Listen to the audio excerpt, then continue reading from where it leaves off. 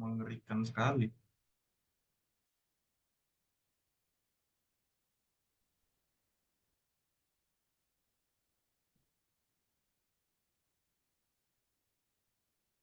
Minimal nggak kontol.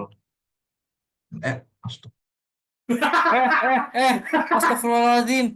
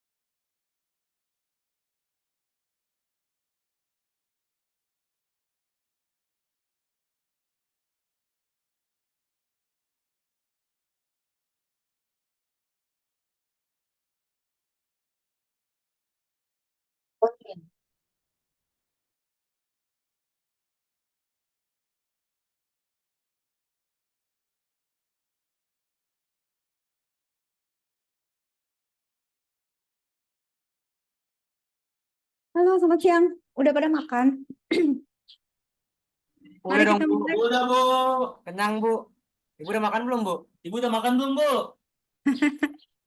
Udah lagi minum kopi. Wes, mantap, Ibu. Ibu ngopi terus, Bu. Hati-hati ya, Bu. Hati-hati, Bu, sama lambung, Bu. Kopi kalau kopinya bagus, minumnya nggak akan asam lambung loh.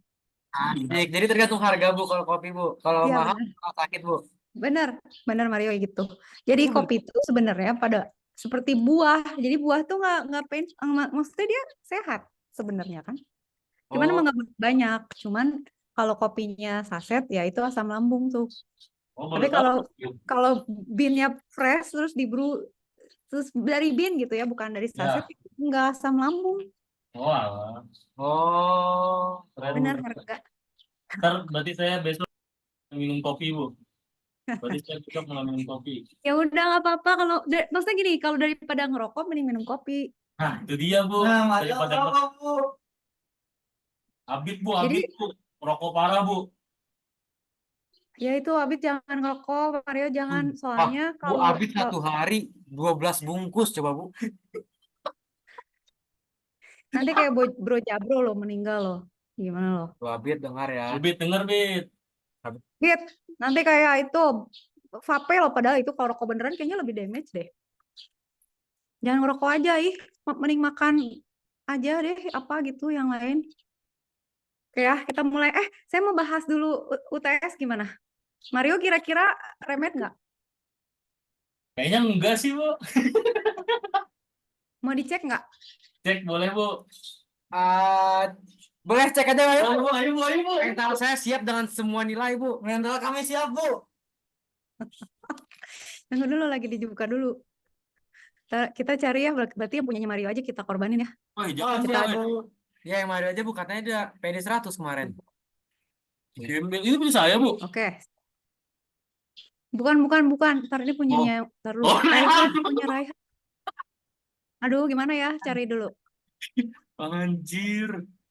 Kita bahas, Maaf, Bu. oke. Maaf, Bu. Nggak, coba ya, Mario, horor nggak ya? Ntar. Wah, kayaknya saya horor banget deh, Bu. Semuanya horor kayaknya. Soalnya gini, saya tadi ngecek ya di kelas yang satunya lagi, tapi ngeliat yang penyerahan sih. Jadi kalian tuh malah yang hitungan malah bisa, maksudnya yang terakhir-terakhir tuh malah bisa, tapi yang ini kita 402 ya. Iya, Bu. Itu apa namanya? Malah jelek. Coba ya kita lihat Mario tuh. Mungkin kami emang terlalu pusing untuk disuguhkan dengan pilihan, Bu. Astaga, karena hati untuk bukan untuk dipilih apa Iya, Bu, coba. karena hal itu bukan untuk dipilih, Bu. Coba, Bu, yang Mario, Bu. Bisa.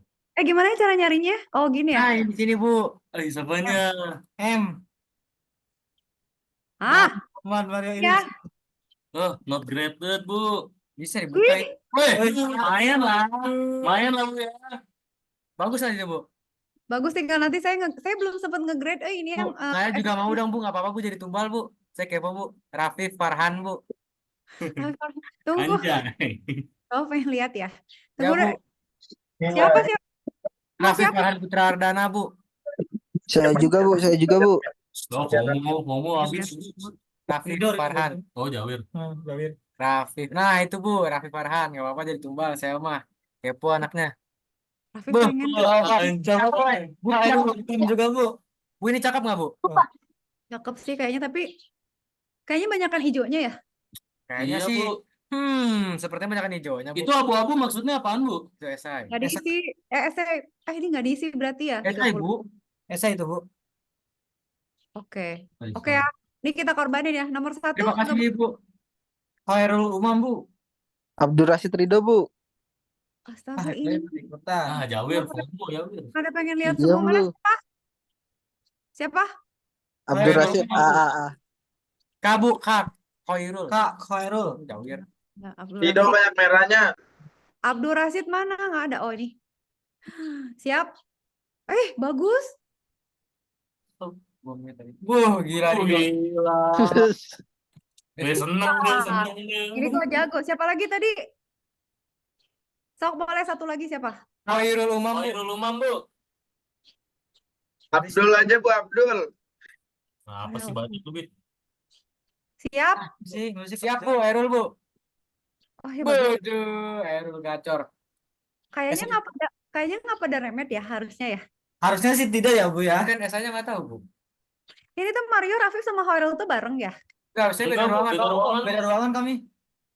Oh, tempatnya sama. Zoom-nya. Iya, ini nggak maksudnya username-nya kok sama. Oh iya, Oh. barengan, Bu. Barengan, Bu, kami. Oke. Lihat ya nomor 1. Ini berarti ini benar ya. Ya, Ini Bu. berarti bisa. Ini bisa nih berarti ini Khairul oke nih. Supervision setujuan oke. Ini berarti udah bisa lah ya. Bisa benar.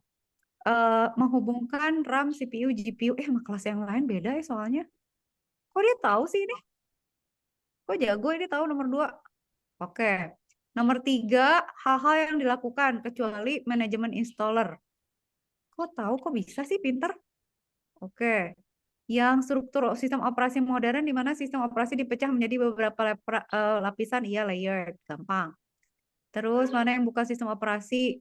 Oracle, benar. Mana yang bukan merupakan kategori dari sistem program? Sistem program itu apa sih? Kontrol proses ya. Oh, sistem program. Sistem program itu urusan sistem ya. Berarti dia ngurusin eksekusi. Ini susah nih. Ini agak susah nih. Ini saya malah nggak tahu nih apa. Tapi jawabannya mengontrol proses. Ini ya, bukan ini ya, bukan executing ya. Ya udah, jawabannya itu. Avaris yang bikin soal nih. Terus nomor 7, hierarki volatile storage. Oh, kok di sini pada kok pinter sih Hoirul tuh kok tahu. Di kelas 1 lagi mereka bingung cache itu ada nggak mereka sih. Tapi Cache-nya Ibu. taunya jadi cache-nya itu belum tahu kalau itu volatile gitu. Jadi sangkanya cache itu non volatile, padahal cache register sama main memory itu kan volatile semuanya. Makanya cepet tuh karena itu. Komponen utama dari sistem komputer kecuali kenapa ini gini nomor 8? Ngaco. Masa hardware nggak ada di komputer? Udah jelas lah. Ini tidak teliti ya. Terus, konsep dasar dari sistem operasi kecuali sistem call, proses, struktur I/O, proses, dan files. Struktur I/O itu bukan konsep dasar gitu. Files tuh tetap harus ada kan, nggak mungkin dong OS nggak ada file. Terus nomor 10 yang bukan merupakan manajemen memori adalah ini mendealokasikan nih. Harusnya yang nomor 10 salah ya. 11 waiting kalau tidak dapat resource benar. Ya. Oke, nomor 12 manakah yang bukan merupakan bagian code proses? Apa? Code proses tuh nggak ada critical section, exit section, reminder section, empty section. Return. Nomor 12 return section. Hai, ini siapa lagi nih? Mute, Tak. Tak. Oke. Siap. Terus 13. Proses dengan waktu running sudah habis beralih dari status running ke block dong, berarti kalau udah habis. Ini berarti salah nomor 13 ya. Oke. Hati-hati bacanya. Terus tujuan, nah ini tujuan utama sinkronisasi apa? Benar, menghindari race condition ya, supaya optimasi memori. Tujuan utama menghindari kehilangan data, mengurangi penggunaan buffer, race condition. Ya, oke. Jago juga ya. 15. Keuntungan dari penggunaan multithreading. Yang salah. Yang salah apa? Nggak apa-apa, salah. Oke.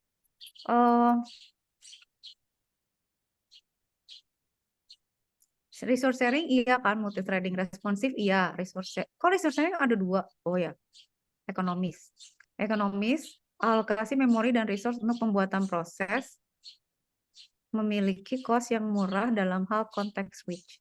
Kenapa salah coba?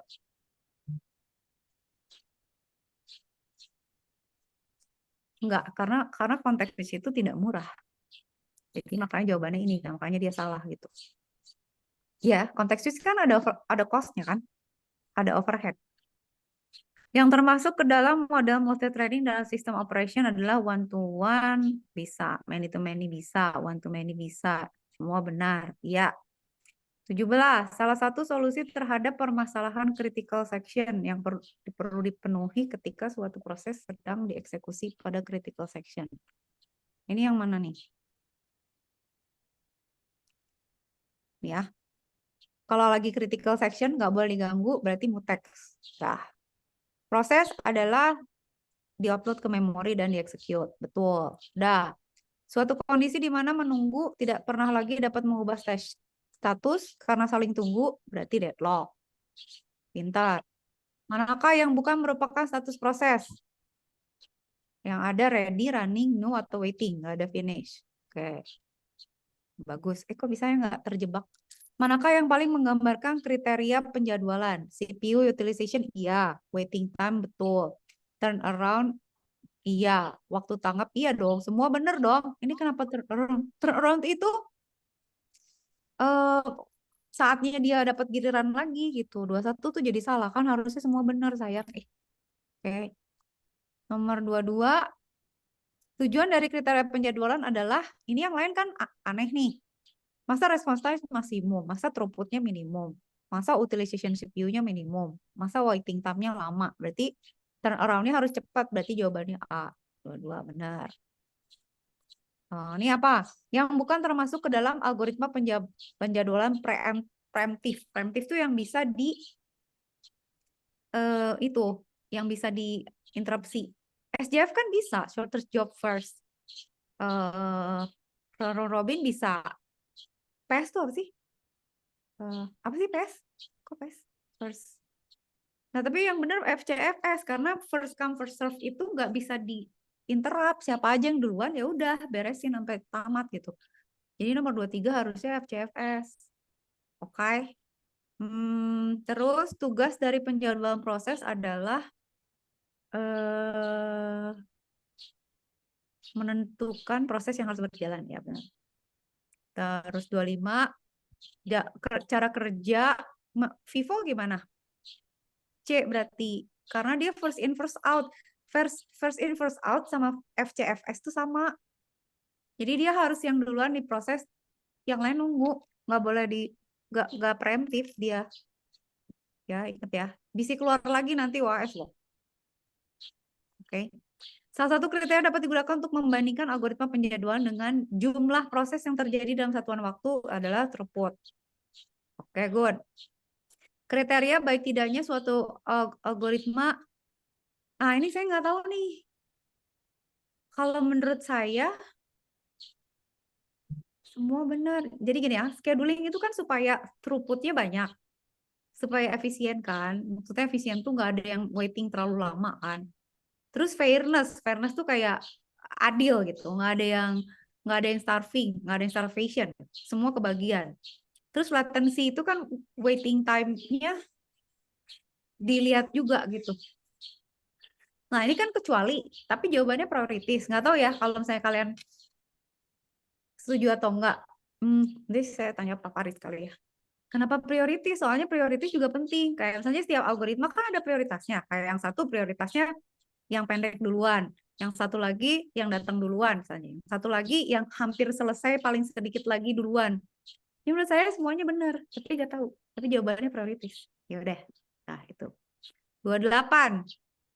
Manakah yang bukan kriteria? Ini gampang nih. Minimum run harus minimum, waiting time harus minimum, response time harus minimum dong, Khairul. Throughput harus maksimum. Jadi ini salah nih, berarti sayang tuh lewat. Nah, ini harus benar nggak 29? Tuh dia salah. Ini harusnya 13. Nah, dihitungnya harus hati-hati ya. Round robinnya soalnya ini kan kuantumnya 2 unit loh. Jadi setiap 2 ganti. Terus tinggal diurutin. Aduh, salah dia. Nomor 30. Nah, ini non-preemptive nih. Non-preemptive sort job first.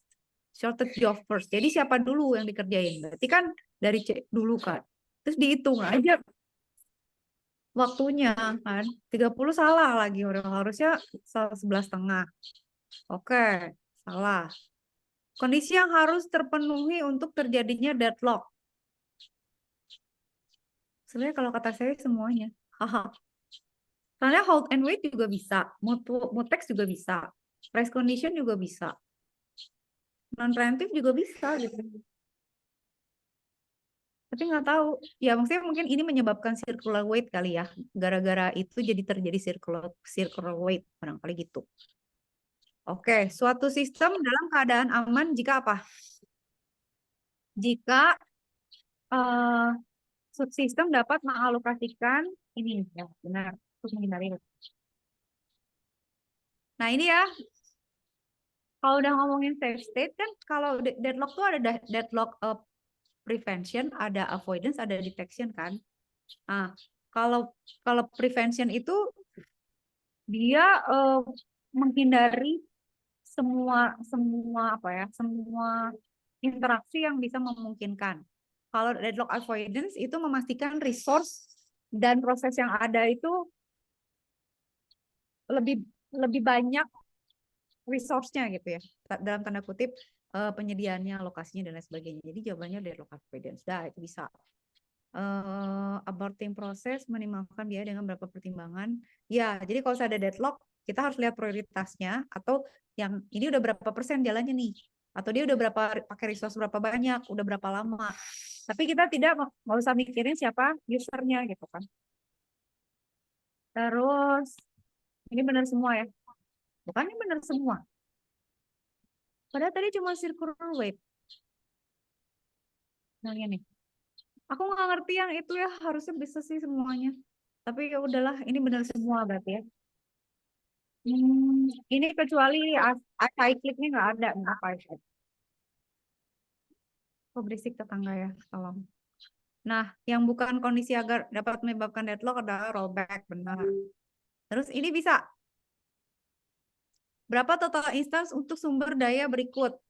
Jawabannya, bener dia, jago, 38. Ada 5 proses dan 4 buah sumber daya. Dengan kondisi sebagai berikut, berapa total instance untuk sumber daya berikut? Jadi tinggal dihitung aja alokasi sama available max-nya gitu ya. Jadi dapat angka ini gitu. Oke. Dah. Terus 39 itu sama kayak tadi. Ini pakai rumus aja, berarti need-nya berapa? Ini pinter ya dia ngitungnya. Oke, good. Terus ini juga sama, need-nya dihitung aja pakai rumus yang di slide. Nah, 41 nanti saya periksa dulu. Ini mah gampang ya, tinggal dihitung aja kan waiting time-nya. Dia selesai mulai kapan selesai, P3 siapa dulu mulai gitu kan. Prioritinya priority duluan dulu dong. Dia bertanya 1. Waktu turnalnya ini. Urutan eksekusi berarti kok P3 dulu sih, Khairul? Urutan eksekusinya kan prioritasnya P2 duluan.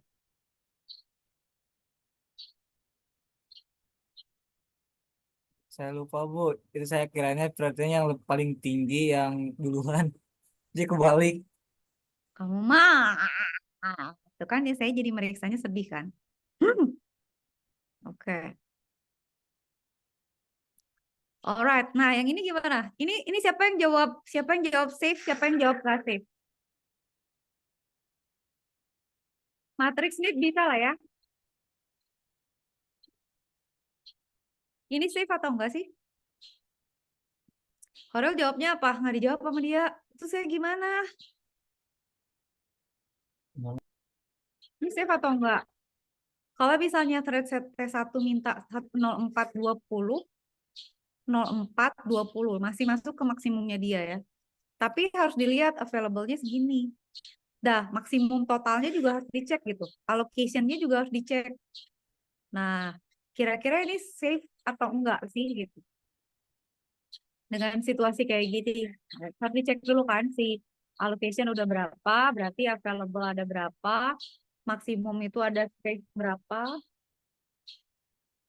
Terus dibuktikan pakai algoritma. Ya udah deh nanti saya periksa lah. Tapi udah lah ya, oke ya, nanti tinggal saya cekin ya. Tapi kayaknya bagus-bagus ya. Nggak usah lah, nggak usah di itu. Nggak usah remet lah. Oke. Udah ya, jadi kalian sebenarnya kebayangkan kalau soal-soalnya tuh kayak gitu. Nah, sekarang kita tuh mau masuk ke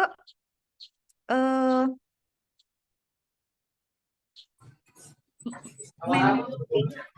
Nah, main memory itu agak sedikit rumit gitu ya, karena ada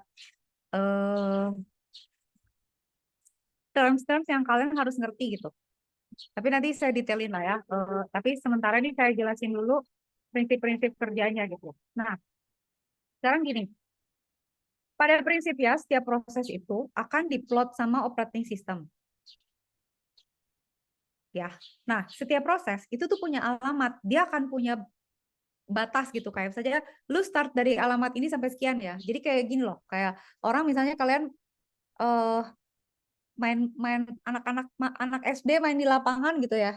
Bagi dua ya lapangan, yang satu galasin, yang satu lagi main bola gitu. Itu dibatasin.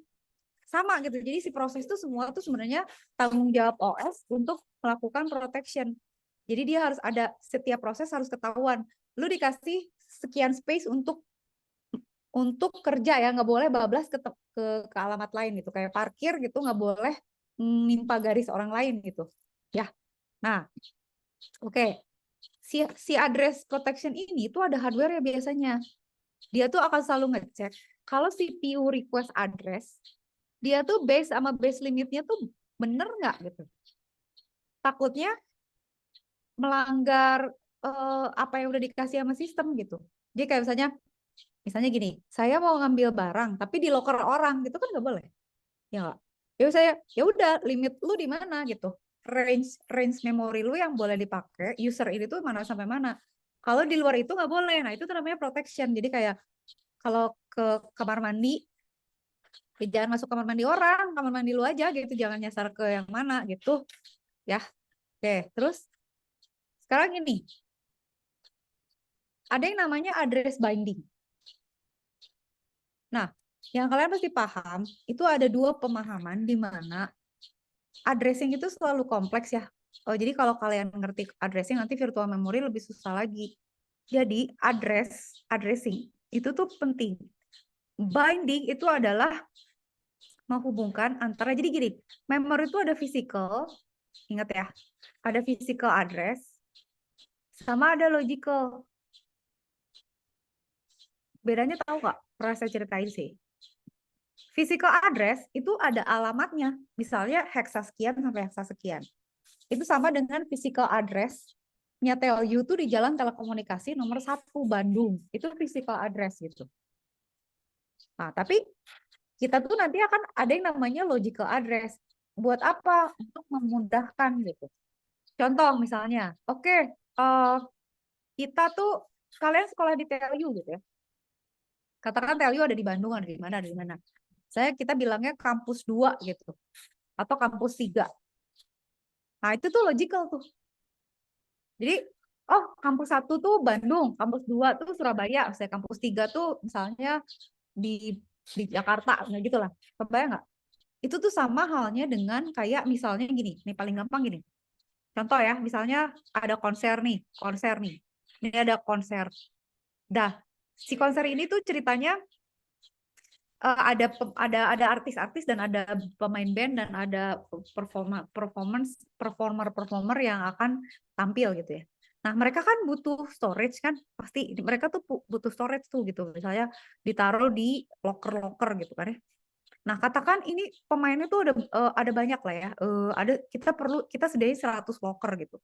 Jadi dari 0, 1, 2, 3 sampai 99 gitu. Nah, katakan misalnya kita tuh ada Taylor Swift gitu ya, sama ada Beyonce kan. Katanya ceritanya kita mau ngadain. Kan katanya Indonesia mau gitu. Kita jadi itu yuk, ngadain konser di Indonesia biar perekonomian semakin hebat. Nah, kita bilang, oke, Taylor Swift itu timnya gitu ya. Timnya Taylor Swift itu dia dapat dari locker 10 sampai locker 20 gitu. Beyonce dari locker 21 sampai locker 30 kayak gitu. Nah, si nomor locker ini itu tuh artinya logical address, kebayang nggak? Jadi itu tuh mempermudah aja. Jadi kayak misalnya, oke, barang-barang saya ditaruh locker sekian, dikasih nomor, terus ya udah kita tahu bahwa kalau mau cari itu kayak ada tabelnya, oke, barang-barangnya Beyonce di mana, barang-barangnya Taylor Swift di mana. Itu kebayang nggak logicalnya kayak gitu. Nah, physical itu bisa jadi sangat berbeda. Physical itu kan misalnya gini, nggak mungkin kita naruh 100 locker di deket panggung gitu.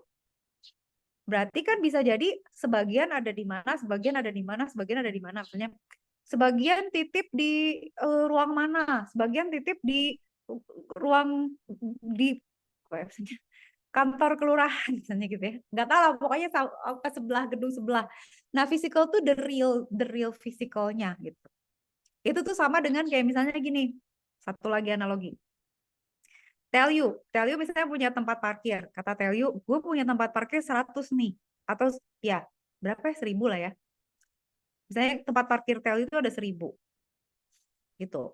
Tapi tell you bilangnya, gue tuh sebenarnya punya parkir 10.000 gitu. Atau jangan kebanyakan. 5.000 dia bilang. Tell you bisa parkir 5.000. Lah, kok bisa gitu? Kok bisa gitu? Nah, terus saya parkir nih. Terus saya dapat nomor. Bu Marisa dapat nomor tempat parkirnya di 999 ya gitu. Ini 999 ini apa gitu? Logical atau physical? Jangan 999 lah. Saya dapat ya berapa ya? 1024 lah yang saya. Bu Marisa parkirnya di 1024 ya gitu kan. Biar kelihatan bedanya. Saya dapat karcis nomornya 1024. Terus nanti saya bingung. 1024 gue parkir di mana? Orang fisikalnya cuma sampai 1000. 1024 di mana gitu.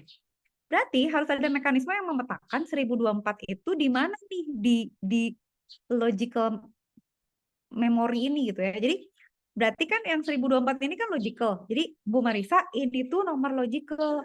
Jadi nomor indeks kita, tapi fisikalnya gitu ya. Fisikalnya itu tergantung indexing antara physical sama logical, kebayang nggak?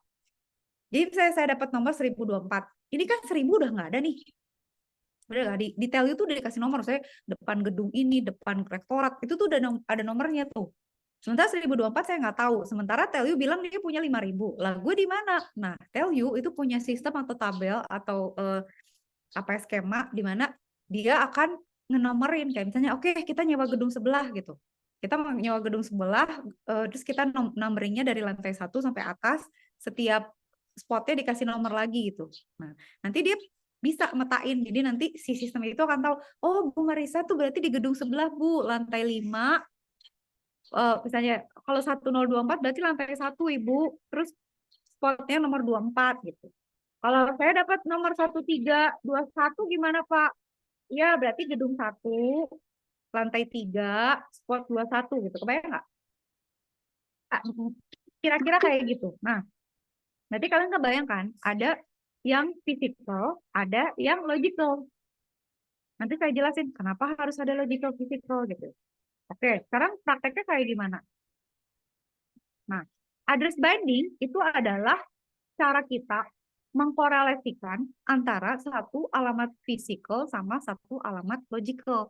Jadi kayak tadi saya di 1024, itu tuh saya di binding ke physical memory yang mana gitu. Itu harus ada bindingnya. Kalau kagak ada bindingnya, mobil saya hilang. Kata saya, tell you, saya diparkirin di 1024. Terus kata tell you, lupa Bu ditaruh di mana? Hah? Kalau nggak di link, nggak di bind, lu terus gimana nyarinya lagi mobil gue ada di mana? Kan nggak ketemu jadinya gitu. Itu sama halnya dengan data gitu. Jadi data juga kayak gitu. Nah, kalau di memori kan selalu ada instruksi sama ada data kan. Nah, mereka juga punya alamat logical sama alamat physical. Itu yang diproses di compile time, di load time, di execution time. Nah, mereka pada saat proses-proses ini itu melakukan binding gitu. Dia melakukan binding. Jadi kayak misalnya di compile time dia lihat absolute code-nya gitu kan ya. Terus dia nanti generate relocatable code-nya. Terus kemudian baru di-execute gitu. Jadi pada saat kita compile, kalau kalian bikin compiler, itu tuh sebenarnya yang ribet tuh ngumpulin resource-nya gitu. Jadi, misalnya gini, instruksinya apa?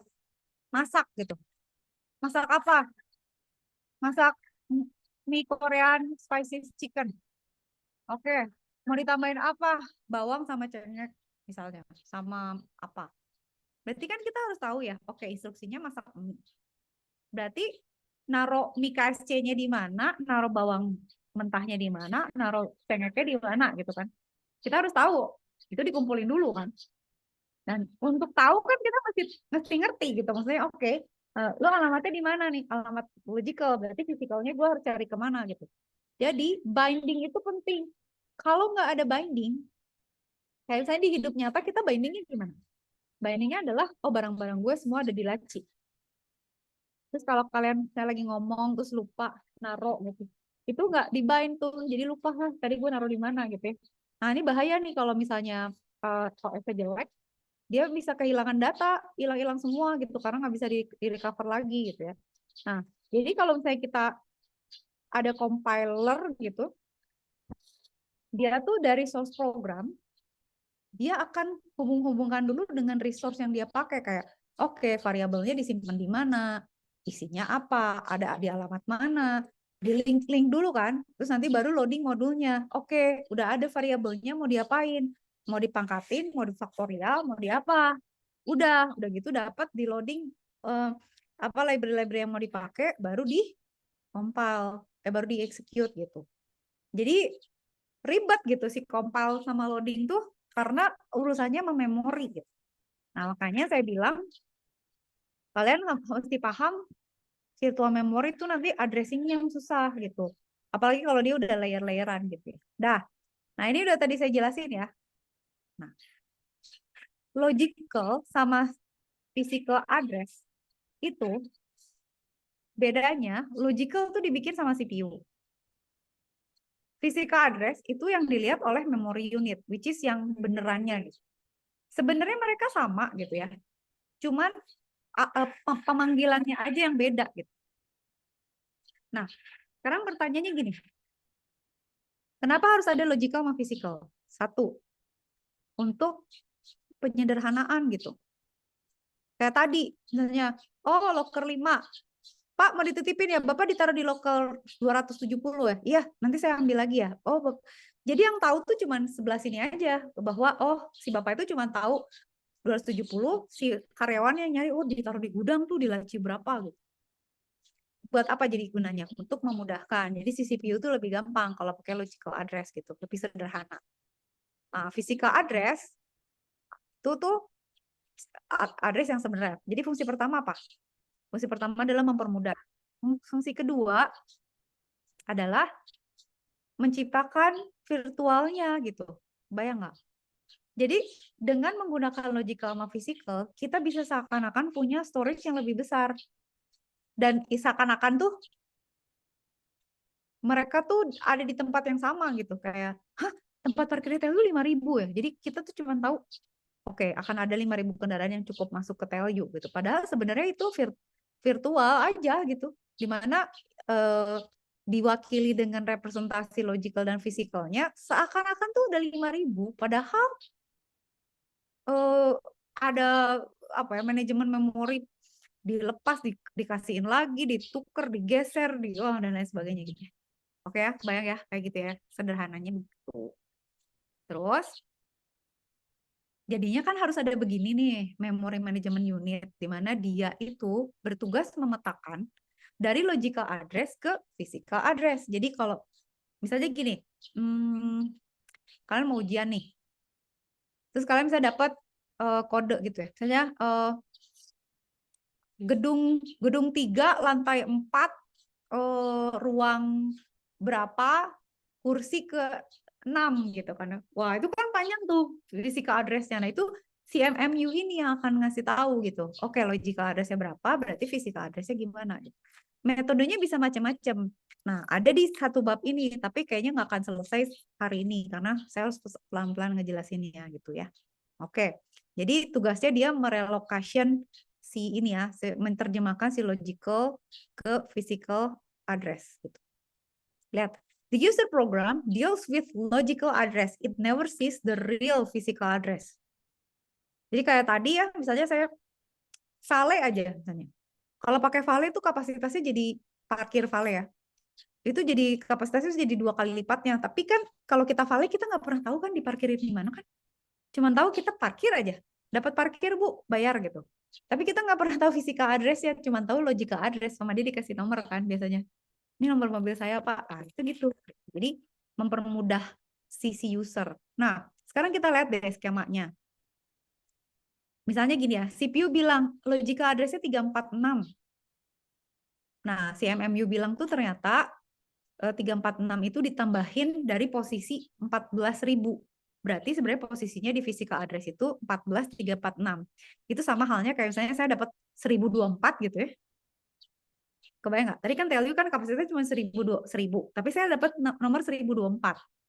Berarti saya tuh posisi ke-24 dari setelah pelataran TLU itu penuh, saya posisi ke-24 lagi gitu. Jadi 1000 tambah 24. Makanya jadi 1024 gitu. Jadi kalau yang kayak tadi, si relocation registernya tuh 1000 gitu ya, si value itu. Saya dapat posisi 1024. Berarti posisi saya secara fisikal ada di 1000 tambah 1002. Tuh kan kaget sampai panjang. Ya, itu. Oke nggak? Gitu ya. Sip. Kalau ada yang nggak ngerti langsung nanya ya. Oke, dah. Sekarang problem lagi adalah urusan loading ke memori. Ada yang namanya dynamic loading. Jadi kita tuh akan ngeloading-loadingin proses yang lagi jalan ke dalam memori. Nah, problemnya ada kayak gini misalnya. Ya udah nggak usah semua dinaikin ke memori, cuman fungsi yang lagi dipakai aja. Karena apa? Supaya nggak penuh gitu. Kayak misalnya gini deh, kalian mau pakai panggung nih, mau ada misalnya mau ada apa ya? Mau ada perlu drum, tapi belum ada gitu, belum masuk ke sesi atau apa, harus ada angklung gitu misalnya. Tapi belum sampai gitu. Misalnya 2 lagu pertama tuh pakai biola, belum ada angklung. Nah, angklungnya jangan dimasukin dulu ke panggung gitu karena penuh. Sama dynamic loading tuh biasanya gitu juga. Jadi kalau kita ngejalanin program, nggak semua keseluruhan program harus di-load ke memori. Function-function yang belum dipanggil nggak usah dulu. Kenapa? Supaya bisa dibagi sama yang lain gitu. Nah, nanti baru kita link ya, bisa static gitu. Dari awal tuh udah di set linking, ada yang dynamic gitu. Itu nantilah kita jelasin. Tapi sekarang saya mau fokus dulu di memori. Nah, biasanya kalau kita meload proses ke dalam memori, itu tuh kita akan taruh barang-barangnya tuh berurut. Ya kan? Kebayang nggak sih kalian kalau misalnya naruh misalnya barang di rak gitu kan biasanya berjejer kan? Saya sebelahnya gitu atau turun ke bawah. Biasa gitu karena biar mudah aja gitu ya. Nah, allocation tuh biasanya contiguous. Nah, itu bisa dilakukan kalau masih kosong. Kalau udah penuh, allocation itu jadi susah gitu. Itu kalian pernah dengar nggak sih fragmentation kalau di hard disk gitu? Kalian, wah, apa namanya? Taruh. Oke. Bentar. Kalau misalnya gini, ada allocation ya, misalnya. Kalau bisa dynamic kan, tapi kalau ada tempatnya kan bisa berjejer. Tapi kalau udah nggak bisa. Kayak storage kita nih. Kalian kalau punya hard disk, pada saat masih kosong kan filenya ngumpul tuh. Jadi file 1, file 2, file 3 gitu kan ya. Nanti setelah lama, misalnya ada yang dihapus, terus diganti, itu tuh nanti pecah-pecah tuh. Filenya jadi gini kan, ada yang di sini, ada yang di sini. Terus nanti kita punya file baru lagi, ditaruhlah di sini gitu kan ya. Terus di sini ada file baru lagi, nggak cukup di sini, ditaruh di sininya. Terus nanti di sini ada file lagi gitu. Nah, itu tuh namanya fragmented gitu. Di mana si filenya atau ini yang saya file 1, file 2 tuh tidak berurut.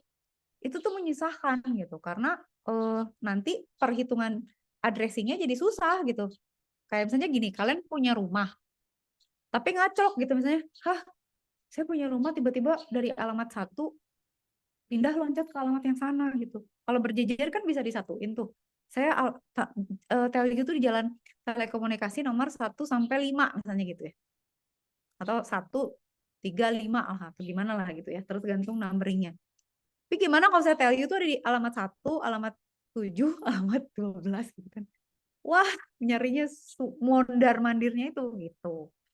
Nah, sekarang kita lihat di sini. Hardware support for relocation and limit register. Jadi di sini selalu ya, si CPU itu punya logical address, nanti dilihat registernya tuh masuk limit atau enggak. Dia ada nggak sih di memori gitu. Sesuai nggak sama alokasinya. Kalau ada, berarti ada representasinya di physical address. Kebayang nggak? Jadi kayak misalnya gini, saya bilang, Bu Marisa parkir di mana? Saya parkir di 6.700. Terus kalau tell you, nggak ada, maksimum 500, Bu. Fisik 5.000, Bu. Ibu 6.000 dari mana gitu. Nah, itu berarti nggak masuk ke allocation-nya gitu. Pada saat nggak masuk ke allocation, berarti address-nya error nih. Salah ngitung atau gimana gitu. Ya, oke.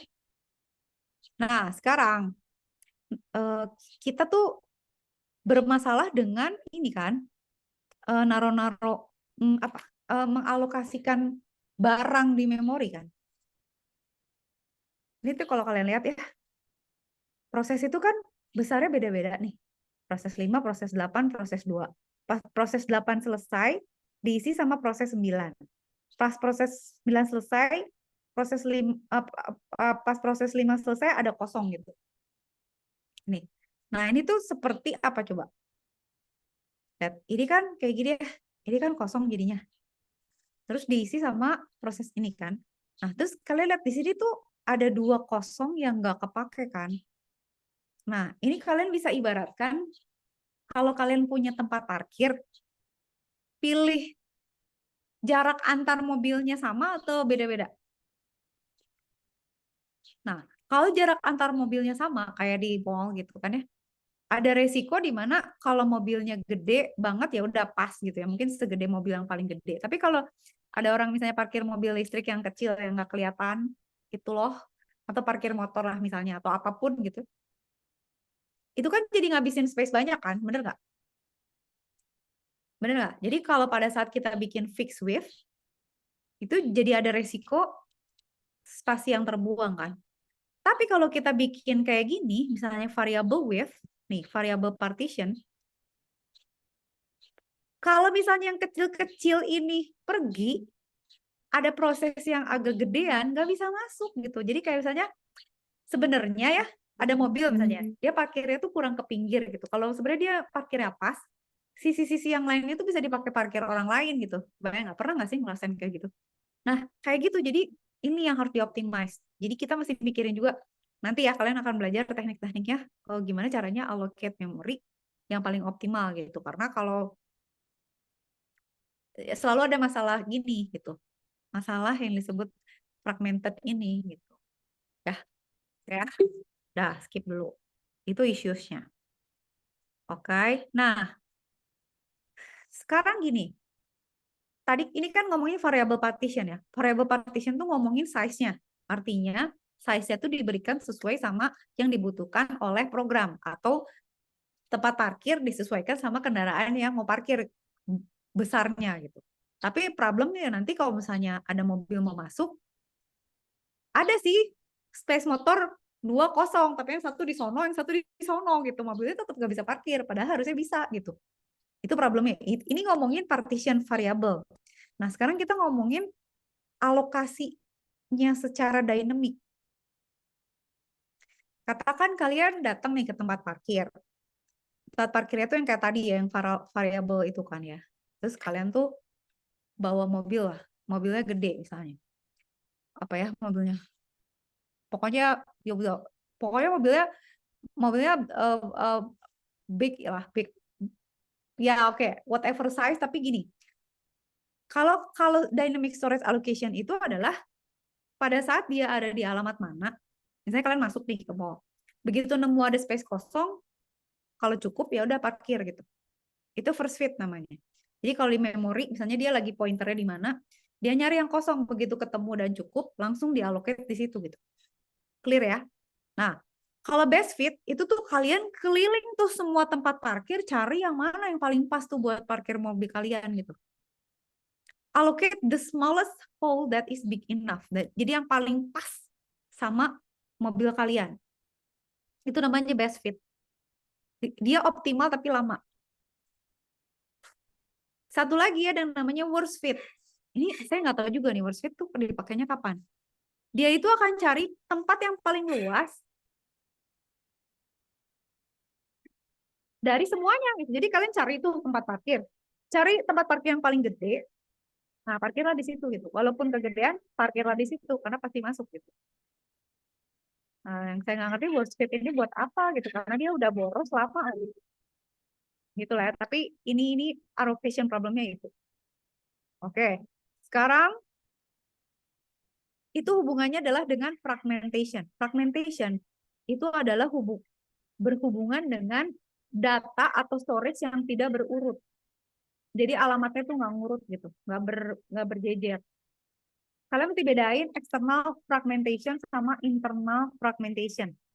External fragmentation itu artinya dari keseluruhan memori yang ada, itu tuh bisa dilakukan, bisa ngasih space untuk sebuah request, tapi nggak bisa berurut tempatnya gitu. Kayak saya, Mbak, saya mau titip dong di locker. Oh boleh Ibu, tapi dibagi 4 ya. Hah, maksudnya? Iya nih kita punya locker kecil-kecil, barang Ibu nggak cukup di satu locker, jadi di locker 1, locker 16, locker 17, locker 22. Nah itu tuh udah fragmentation tuh, udah mumet gitu. Nanti collectingnya lagi pusing. Terus ada lagi yang namanya internal fragmentation. Internal fragmentation itu artinya adalah memori yang diallocate-nya itu tuh kebesaran gitu. Jadi kalau eksternal tuh secara keseluruhan, kalau internal tuh kayak kalian parkir, tapi kegedean tempat parkirnya gitu. Orang lain nggak bisa pakai, kita juga nggak pakai gitu. Nah itu tuh juga fragmentation. Jadi yang satu tuh hubungannya sama sequence urutan, yang satu lagi hubungannya sama banyak besarnya space yang nggak kepake gitu. Kebayang ya? Jadi kalau misalnya di ujian ditanya bedanya external fragmentation sama internal, udah tahu ya. Nah, kalau kalian lihat tadi ada first fit ya, analisisnya itu adalah kalau kita pakai ngambil posisi mana aja yang kosong asal cukup. Kalau kita punya n blocks yang dialokasikan, itu tuh biasanya setengahnya itu nggak kepake gitu. Karena ya kita senemu-nemunya nggak optimal gitu. Bisa jadi sepertiga nggak kepake gitu, atau ya udahlah setengahnya lah gitu ya kira-kira gitu. Sampai sini oke nggak? Clear nggak? Oke, dah. Sekarang kita lihat lanjut. Nah, cara mengurangi fragmentation eksternal itu adalah dengan compaction. Jadi memorinya tuh di shuffle supaya yang kosong-kosongnya tuh dikumpulin. Tapi ya gitulah, nanti kita lihat lah ya. Gitu. Dah ya, sampai sini oke ya. Nanti ada detail-detailnya. Nah, sekarang di konsep paging. Konsep paging itu adalah cara kita mengatasi alokasi yang tidak berurut. Jadi menghindari external fragmentation sama, jadi apa artinya? Supaya tidak terjadi external fragmentation, jadi biar nggak pecah-pecah urutannya, sama supaya ukurannya tuh nggak beda-beda. Oke. Nah, dalam terminologinya ada yang namanya frame, ada yang namanya page. Frame itu adalah physical memory. Jadi kalau kita referring, kita menyebut satu-satuan storage di memori, tapi physical itu kita sebutnya frame. Itu power of two ya, gitu ya. Kalau kita ngomongin logical, kita ngomongnya bukan frame tapi page. Dan ini dicatat yang free frame siapa aja gitu. Nah, antara physical logical ini kan harus selalu bisa dipetakan satu sama lain kan. Nah, itu tuh ada yang namanya page table. Itu dia untuk mentranslate antara logical ke physical address. Kayak gimana. Oke? Maksudnya gimana, Bu? Kita lihat.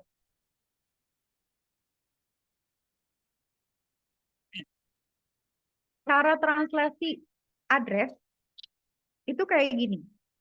CPU tuh akan bilang gitu. Gue perlu data gue ada di P.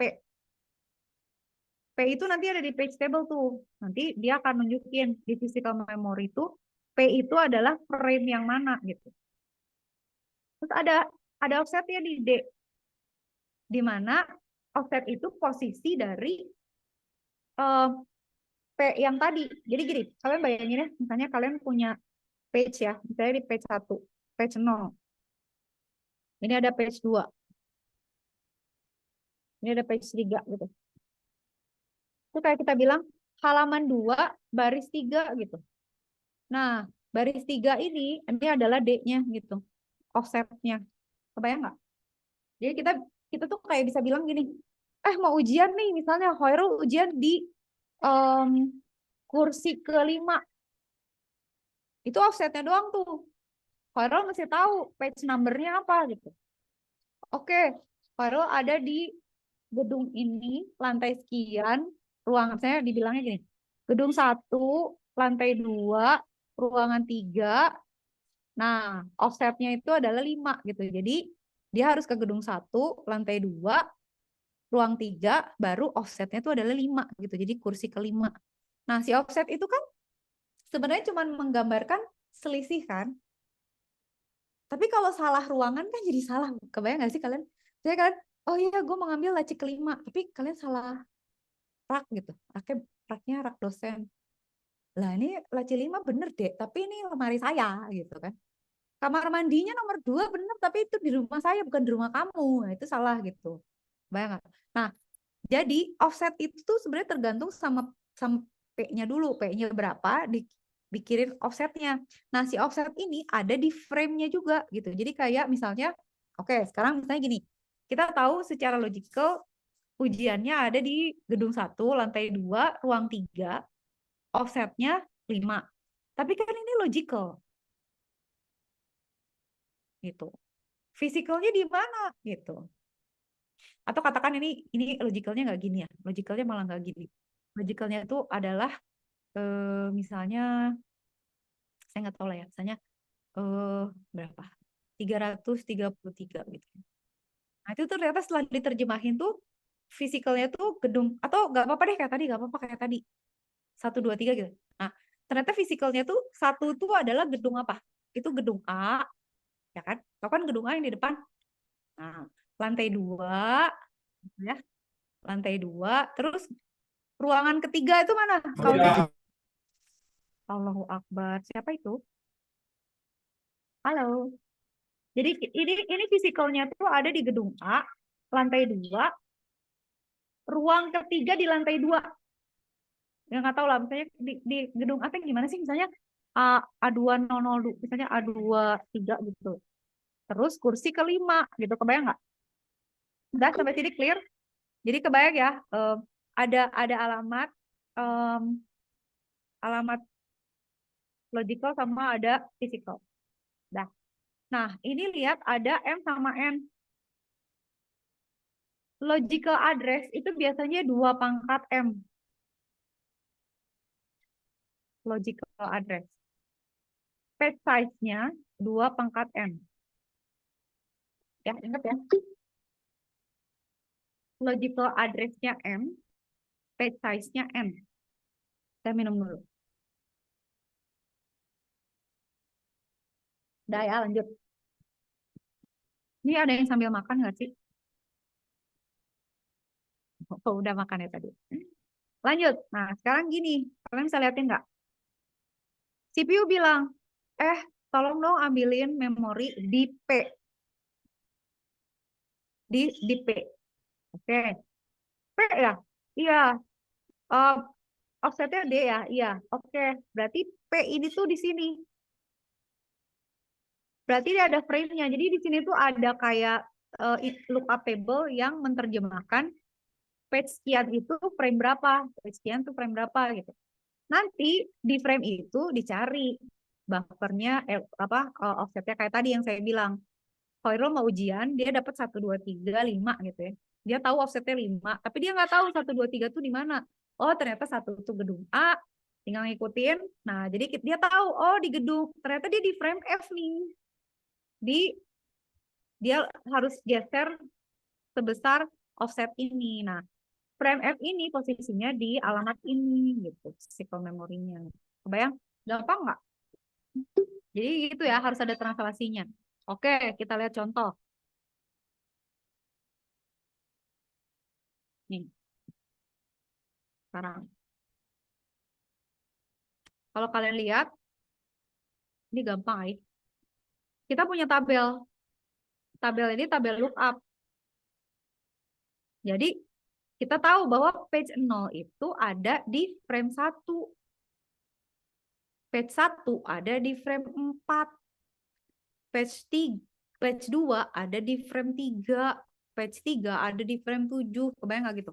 Ya, itu sama dengan kayak saya bilang, oke, kalau amat logical memory saya 1024, ada page table-nya. Oh, 1024 ada berarti di gedung ini, lantai sekian, spot sekian gitu.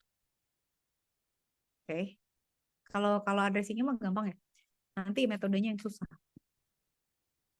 Oke ya, clear ya. Gampang ya, masih gampang. Oke, sekarang kita lihat ini. Contoh. Ingat bahwa tapi kalau saya bingung ya. M itu apa tadi? M itu page size-nya 2 pangkat N, logical address space 2 pangkat M. Tunggu. Berarti 2 pangkat N itu page size. Catat dulu ya. Berarti 2 pangkat 2 sama dengan 4 bytes katanya. Ini ya. Nanti yang ini sama yang ini kan. Oke. Sekarang saya mau lihat yang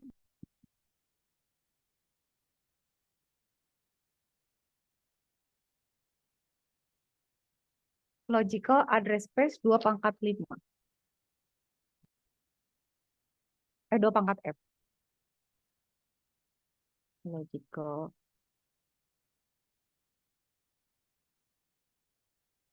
address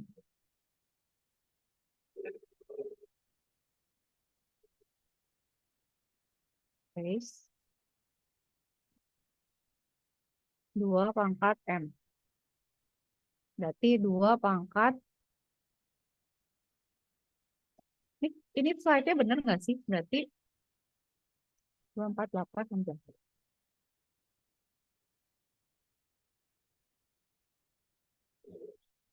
2/4 berapa sih?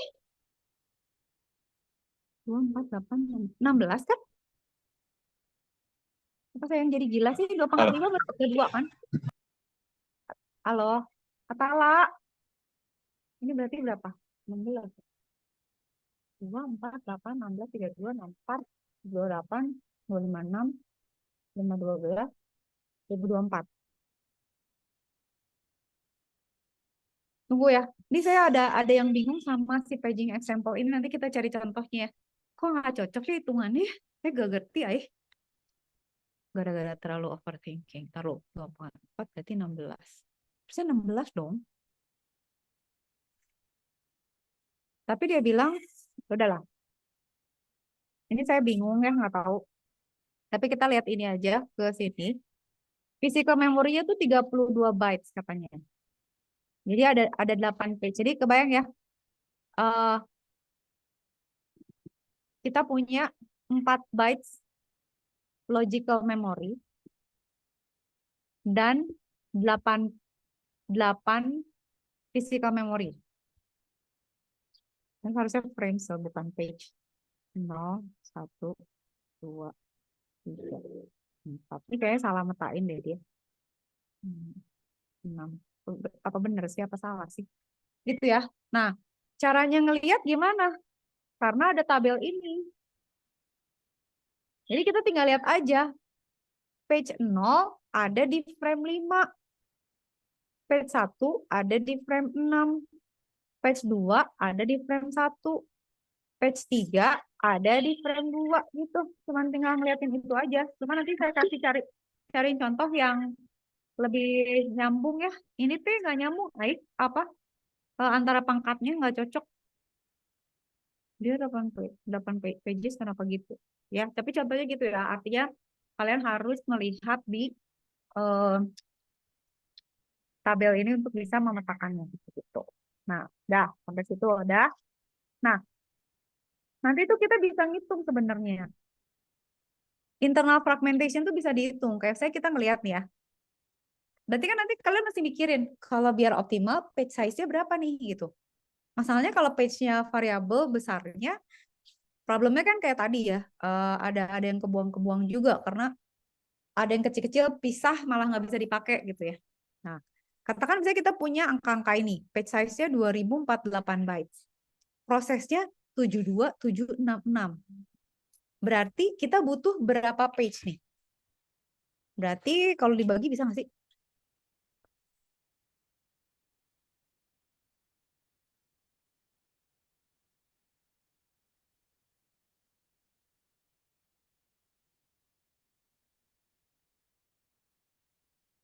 Tunggu, saya tunggu dulu.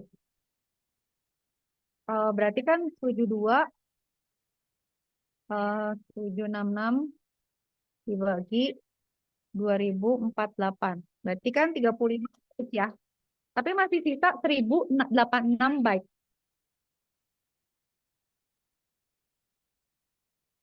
Kalau ngemod gimana sih? Kalau mod itu berarti bisa bagi. Nah, pokoknya sisa segini ya. Berarti kan kalian bisa tahu bahwa kalau kita punya proses, ya, digambarin dulu. Kita punya proses segini banyak. Berarti kita perlu 35 pages, ya kan? Seukuran ini, ya. Jadi kita punya anggap aja 35 pages beginilah gitu ya. Tapi ukurannya segini sebanyak 35. Gitu, sebanyak 35. Sementara satu size-nya itu 2048 bytes. 2 kilobytes. Nah, ada sisa 1086. Berarti internal fragmentation-nya adalah besaran page-nya dikurang sama sisanya.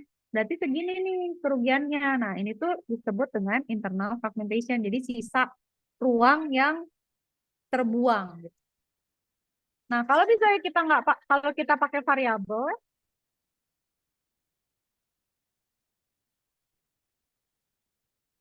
kalau misalnya kita pakai variabel, yang ngepas pasti. Jadi kita bikin aja page-nya ada 35, ukurannya 2048, terus frame terakhir kita buat aja ukurannya dipasin gitu, 1086. Jadi kagak ada yang terbuang. Tapi kan kalian tahu sendiri, kalau dia pakai variabel itu ribet gitu. Malah jadi nanti ada yang kecil-kecil, ada yang besar-besar, malah nggak cukup gitu. Nah, worst case fragmentation, ya, jadi fragmentation terburuk gitu ya, itu adalah satu frame dikurang 1 byte. Artinya dia tuh cuma kepake 1 byte karena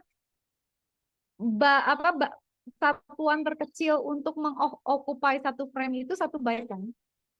Ini kebayang nggak sih kalian, saya punya data sekian, tapi sisa 1 byte gitu. Kayak misalnya apa ya? Kalian punya barang mau ditaruh di locker, terus sisa cincin. Cincin itu mau masuk yang di situ kagak cukup, mau taruh di locker baru kegedean gitu ya, kayak gitu. Nah, on average segmentation tuh biasanya setengahnya gitu. Kalau di rata-rata itu biasanya kebuang setengahnya gitu. Jadi gimana frame size atau page size-nya yang cocok tuh segimana gitu. Nah, nanti ada teknik di mana kita mau mengatasi ini gitu ya. Gimana caranya tidak manajemennya gampang tapi tidak banyak space yang terbuang gitu. Oke.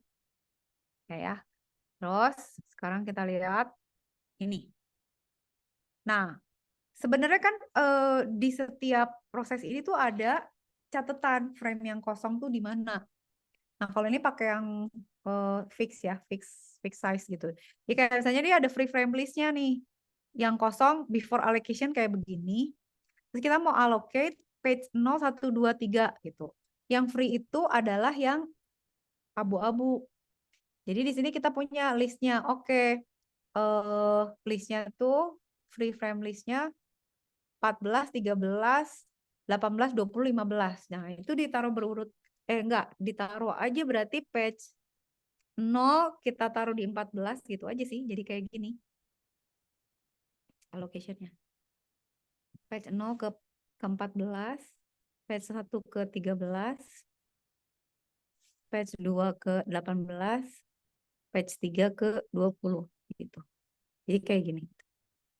Jadi tinggal gitu aja, tinggal naruh-naruh aja. Cuma problemnya itu kan kalau storage-nya yang mau kita masukin nggak segede, nggak sesuai sama ukuran memori yang tersedianya gitu.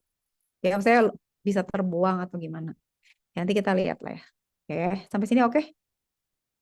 Ya, ada pertanyaan dulu nggak? Nah, next-nya itu nanti kita akan belajar ya.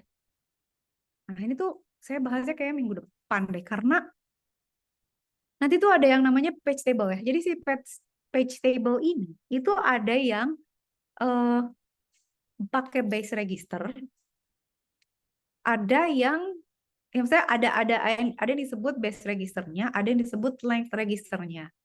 Terus ada juga yang disebut translation look aside buffers. Nah, ini itu nanti caranya kita mengasosiasikan antara page sama frame itu ada hitung-hitungannya gitu. Nah, kayak gini, itu minggu depan. Tapi ntar ya saya mau cari contoh dulu satu. Habis itu kita absen. Nah, saya mau kasih contoh. Oh, lihat di sini aja deh. Tunggu. Sabar. Sabar dulu. Mana ya?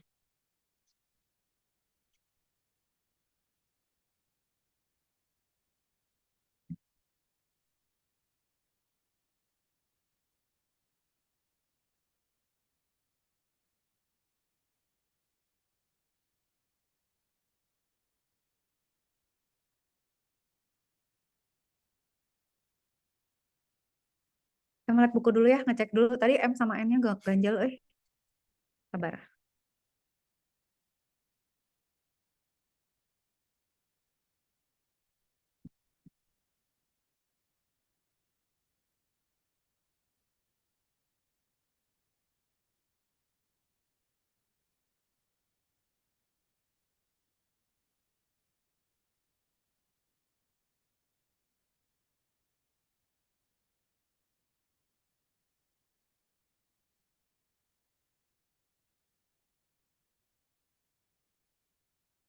Nah, ini nih yang saya pengen nunjukin nih. Logical address itu N sama dengan 2, M sama dengan 4. Using a page size 4 bytes and physical memory of 32 bytes. We show how, ini tuh udah di-define ya. N sama dengan 2, M sama dengan 4. Ntar dulu. Dia tuh, M kurang N. Berarti M kurang N itu berarti 2. Tunggu.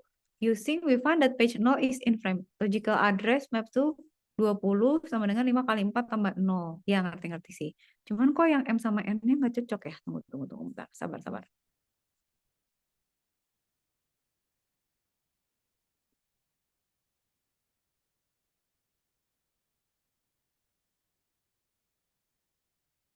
The page size, like frame size, is defined by the hardware. The size of page is power of 2.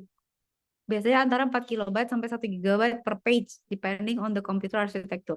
The selection of power 2 is as page size makes the translation of logical address into a page number. And page offset particularly easy.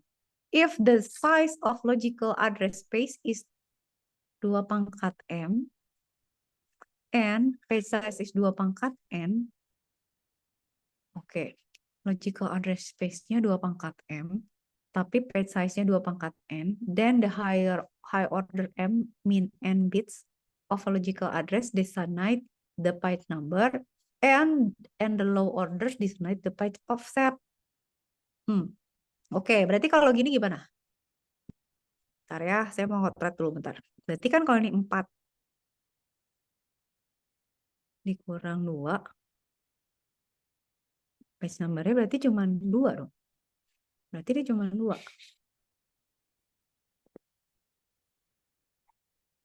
Thus the logical address is follow. Page number-nya itu 4 kurang 2.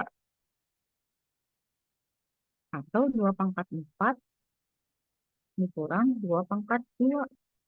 Berarti 16 dikurang 4. Jadi 12, ya? Enggak. Kok aneh sih? Oke. Ntar dulu ya, sabar ya. Kalian nggak usah itu dulu, nggak usah bingung dulu. Saya cuma mau ngecek aja. Oke, ini 4 berarti kan. M-nya itu berarti 4. Physical memorinya 8.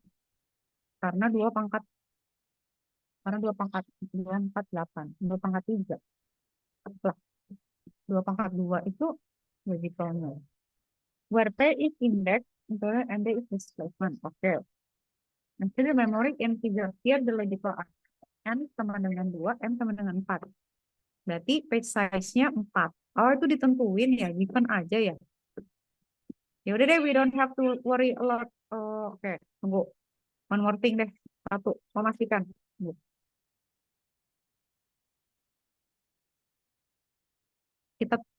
Kita coba cek ya. Kita coba bully ChatGPT. Explain about N and M on page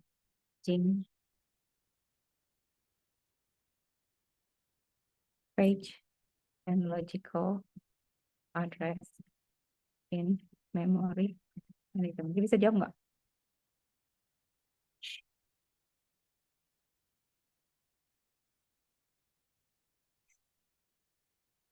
Page ya, udah tahu. Terus apa? N bits logical address, M bits page number. Kok kebalik? P bits page offset. D atuh. Tunggu, dia beda Page number itu kan M-nya. Hah? Logical address itu malah M. Page number itu malah N. bits file fast zero itu harusnya D. Tunggu. Suppose you have a 32-bit logical address, meaning N-nya 32. Ini harusnya M. Bentar ya, tunggu ya. Habis ini absen ya, sabar ya, sabar ya. Kita latihan soal dikit. Berarti kan kalau gitu misalnya ini kan berarti ini harusnya M ya. Katakan misalnya kita punya M-nya 32. Page size-nya itu segini. Berarti 2 pangkat 12. Jadi ini M-nya sama dengan 12. Oke. This leaves to 20 bits for the page number. M sama dengan berarti 32 dikurang 12 itu sama dengan 20. Berarti ini sama dengan gitu ya. Berarti ada 2 pangkat 20 pages nih di logical address page. Each page ukurannya segini. Ini dikasih tahu. Oh enggak. Jadi dari sini ya, dari 12 ini. Oke, ngerti. Offsetnya 12 bit. Ini tuh adalah D. Ya, ini berarti page number-nya pakai 2. Oh, ngerti. Berarti gini. Oke, udah kebayang. Tapi ini agak beda. Nah, berarti kalau kita bandingin sama ini, biar kalian nggak bingung.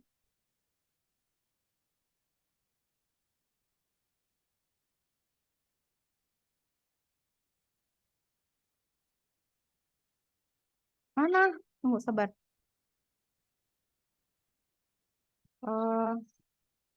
Kok lama ya? Sabar ya. Oh, ini, sorry.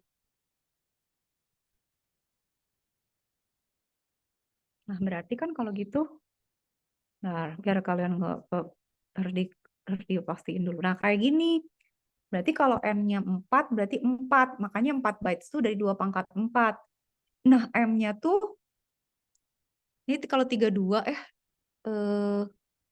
kalau yang tadi tuh 32 karena 32 bit. Nah, berarti M-nya 32 bit. Nah, yang tadi itu, kita berarti 4 bit. Kalau 4 bit, berarti 2 pangkat 4. 16. Tapi kok dia 32? Ada yang something wrong sih sama ini. Tapi udah ya, gitulah kira-kira prinsipnya. Nanti kita jelasin lagi ya. Jadi intinya gini, M ini itu logical memory yang tersedia. M-nya. Nah, dari situ tuh kita mau, nih ya, berarti kan logical address-nya tuh ada 32. Logical address-nya, logicalnya gitu ya. Jadi secara logika tuh ada 32 bit gitu ya. Berarti ada 2 pangkat 32 gitu. Nah, setiapnya itu dibagi menjadi page-page yang besarnya 4096 atau 2 pangkat 12.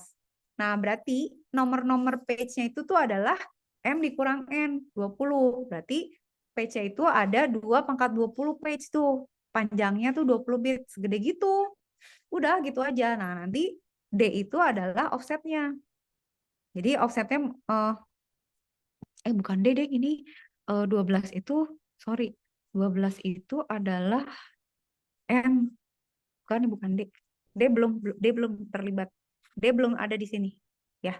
Nanti lagi ya, kita bongkar lagi minggu depan ya. Oh iya. Terus pengumuman, minggu depan libur ya? Ayo lo, senang nggak? Sedih Bu, bisa ketemu ibu Bu. Alah, alah, alah, alah. Alah, alah banget. Ibu bercanda. Jadi gini, minggu depan kan libur, tapi kan daripada kita ngeganti kuliah, saya bikinin rekaman aja ya. Nanti saya bakalan ngebahas yang tadi, tapi direkam. Nah, kan kalau kelas online itu ada waktu seminggu kan untuk ngabsen. Jadi saya absen dari komen-komen kalian di YouTube-nya, sama saya kasih tugas yang correlate gitu biar kalian ngerti. Terus ya udah, jadi kuliahnya nanti dari rekaman aja gitu. Jadi kita nggak kehilangan pertemuan. Nah, kalau misalnya nanti ada yang nggak ngerti, misalnya kalian gabut lah, terus tiba-tiba pengen nanya, ya nanyanya di grup gitu ya. Semoga ditonton juga sih videonya, tapi ya udah minggu depan selamat libur. Tapi saya akan lanjutkan materinya, tapi saya rekam. Nanti saya kasih linknya kalau kalau udah ada saya kabarin gitu ya. Oke nggak? Oke ya. Nah terus tugas berarti yang hari ini sama yang minggu depan itu agak berat, agak banyak gitu. Karena saya harus yakin kalian ngerti ini materinya. Gitu. Jadi ya libur, tapi tetap ada kalian tetap harus ngumpulin tugas sama harus nonton videonya. Jadi yang tadi saya jelasin akan saya lanjutkan di video. Oke? Nah, berarti kita udah dapet itu sekarang masuk ke manajemen memori kuliah. Ini baik aja deh. Oke. Terus ini chat. Atala disconnect ya, lagi di mana sih Atala? Parah, Bu. Ata, Bu. Tandain. Ata ditandain. Ata tuh dari mana sih? Oke. Rafli mana Rafli? Hadir, Bu. Asik, Rafli ada. Topas? Hadir, Bu. Topas ada. Hadir, Bu. Oke. Muhammad Irfan? Hadir, Bu. Thank you. Abian? Abian? Nggak ada. Tidur tuh, Hadir, Bu, hadir, Bu. Bu. Oh, ada. Ih. Kenat, mana Ken? Hadir, Bu. Kenat hadir. Rafif? Rafif nggak ada. Hadir, Bu. Hadir, Bu. Hadir, Bu. Ya Allah. Fadilah? Hadir, Bu. Fadilah semangat. Jangan ngantuk gitu. Juandra, aduh ada yang lift. Hadir, Bu. Oke, Juandra semangat. Dara, Hadir, Bu. Dara ada. Raihan, Hadir, Bu. oke. Muhammad Aksandi, Hadir, Bu. alright. Abid, jangan ngerokok terus. Kalau ada yang ngerokok, Bu, hadir. Fitnah jadi korban. Ya lah, Bid. Faza, ada. Hadir, Bu. Oke, Faza ada. Adit, mana Adit? Hadir, Adit, Bu. Adit ada. Faiz Bu. ada. Ada, Bu. Faiz ada. Avandi mana? Hadir, Bu, hadir. Oke, hadir. Dedrick Darel. Ada, Bu. Siap. Velma? Hadir, Bu. Oke, Velma ada. Abdul Rashid ada. Hadir, Bu. Oke, Jaka. Ada, Bu. Ada hadir. Jaka ada hadir. Atala. Ata? Hadir. Ada, Bu. Oke, lagi di mana sih?